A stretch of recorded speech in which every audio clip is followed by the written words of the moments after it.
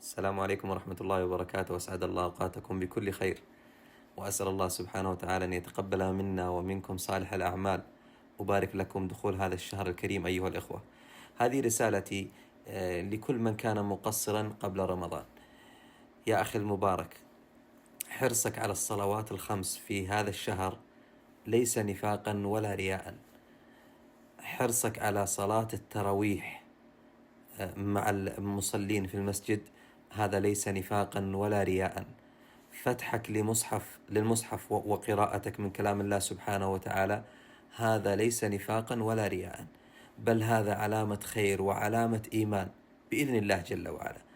النبي صلى الله عليه وسلم قال: إن المؤمن خلق مفتنا توابا نسيا إذا ذكر.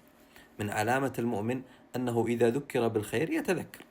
فلما ذكرنا أهل الخير والدعاة إلى الله وخطباء الجوامع بأن هذا الشهر تفتح فيه أبواب الجنة وتغلق فيه أبواب النيران، وتغل فيه مردة الجن، ولله فيه عتقاء من النار، وأن من قامه غفر له ما تقدم من ذنبه، وأن من صامه غفر له ما تقدم من ذنبه، طبيعي الإنسان يعني يتشجع على طاعة الله سبحانه وتعالى، وتقوى همته وعزيمته على العبادات. فهذا ليس نفاقا ولا رياء ولو كنت مقصرا قبل شهر رمضان، هذا علامة خير وعلامة إيمان.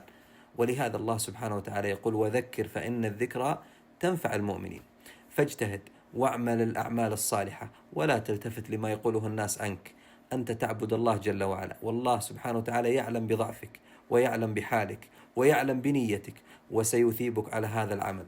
يثيبك على قراءة القرآن، ويثيبك على قيام الليل، ويثيبك على الصلوات الخمس، ويثيبك على ذكر الله سبحانه وتعالى، ويثيبك على الدعاء، ويثيبك على كل عمل صالح. استمر فإن هذا الشهر أياما معدودات وينتهي. أسأل الله سبحانه وتعالى أن يعينني وإياك وكل مسلم على ذكره وشكره وحسن عبادته، إنه جواد كريم.